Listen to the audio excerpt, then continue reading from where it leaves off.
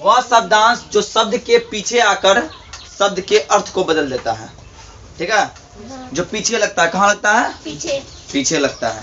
और उपसर्ग क्या होता है? जो शब्द के आगे लगता है। चलो, संस्कृत में प्रत्यय 3 प्रकार का होता है। पहला होता है कृदंत प्रत्यय, दूसरा होता है तद्धित प्रत्यय और तीसरा होता है स्त्री प्रत्यय। अब आते हैं, अब बोलता है कृदंत प्रत्यय को भी 7 भाग में बांट दिया गया है। कितना भाग में? 7 भाग में।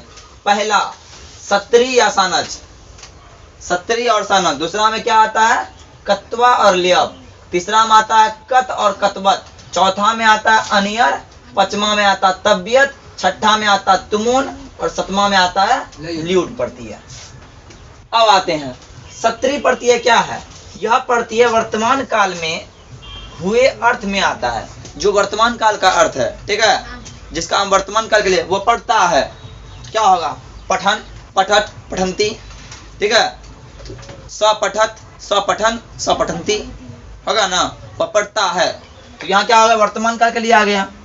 अब जो पुल्लिंग के लिए जो अनुवाद करेंगे, पुल्लिंग के लिए पठन हो जाएगा, नपुंसक के लिए पठत हो जाएगा और स्त्री के लिए क्या होगा? पठंती हो जाएगा। चलो, अब इसी प्रकार और सब लेंगे। ये धातु रूप है और सब धातु रूप लो। मारना क्या होता है? जिग्र मतलब मारना होता है। क्रीड़ा मतलब खेलना होता है ना, तो उसमें सत्री जोड़ के बना सकता है। और तुम क्या? अब आते हैं सानच क्या होता है? सानच प्रत्यय, यह प्रत्यय वर्तमान काल में हुए अर्थ में आता है। ये भी वर्तमान काल में आता है, लेकिन यहाँ सानच बदल क्या होता है? पुल्लिंग के लिए माना हो जाता है और स्त्रीलिंग के लिए माना हो जाता है। जैसे देखो, पठ जोड़ सानच, पठमाना। पठ जोड़ सानच, पठमाना हो गया पुल्लिंग के लिए और पठमाना हो गया स्त्रीलिंग के लिए। दय, दय मतलब देना। दय जोड़ सानच, दय माना मतलब हो गया स्त्रीलिंग के लिए, दय माना हो गया पुल्लिंग के लिए। सेवा मतलब सेवा करना होता है। सेव जोड़ सानच, सेव माना। सेव माना हो गया पुल्लिंग के लिए और सेव माना हो गया स्त्रीलिंग के लिए। और वृद्ध मतलब हो वृद्ध और वृद्ध माना और वृद्ध माना हो गया। समझ आ गया बात? चलो, क्या होता है? कत्वा प्रत्यय, वह यह प्रत्यय पूर्वकालीन क्रिया के लिए आता है। यहाँ कत्वा बदलकर क्या हो जाता है? त्वा हो जाता है। जैसे देखो, पढ़ जोड़ कत्वा, पठित्वा मतलब पढ़कर। वध जोड़ कत्वा, वधित्वा बोलकर। पा जोड़ पीवित्वा, पीकर। इसी प्रकार अब देखो एग्जाम्पल देखो, वह पढ़कर आया। वह का स पढ़कर क्या हो गया? पठित्वा हो गया। आना क्या होता? आगच्छति। वह बोलकर आया, स वधित्वा आगच्छति। वह मारकर आया, स हनित्वा आगच्छति। हाँ ठीक है, हत्वा होगा। ठीक,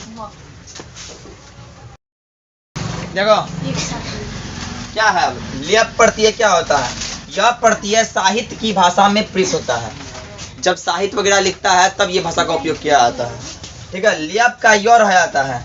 जैसे है ना, लियप का लास्ट में यो रहा है ना, यो है ना, यो है ना, किंतु धातु के आगे, धातु क्या है? दा है, दा धातु है, उसका क्या आ गया? प्रत्यय उपसर्ग आ गया, उपसर्ग आ गया। यहाँ हा धातु है, इसके आगे उपसर्ग आ गया, किंतु धातु क्या आता है? उपसर्ग आता है। जैसे देखो, दा जोड़ लियप, दाय हो जाता है, लेकिन क्या होगा? उसके आगे उपसर्ग आ गया, आ उपसर्ग, तो क्या हो गया? आदाय। आदाय मतलब लेकर। ठीक है, दा जोड़ लियप, दाय हो गया, उसके आगे उपसर्ग आ गया प्र, क्या हो गया? प्रदाय मतलब देकर।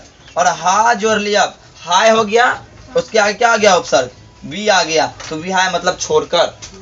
ठीक है, अब इसका बन सकता है वह पढ़कर, उसका क्या बनता है? वह देकर, दान देकर आया।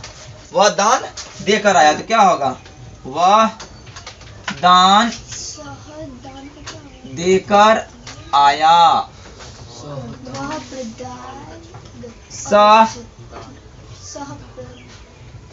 सहदानम, सदानम प्रदाय आगच्छति।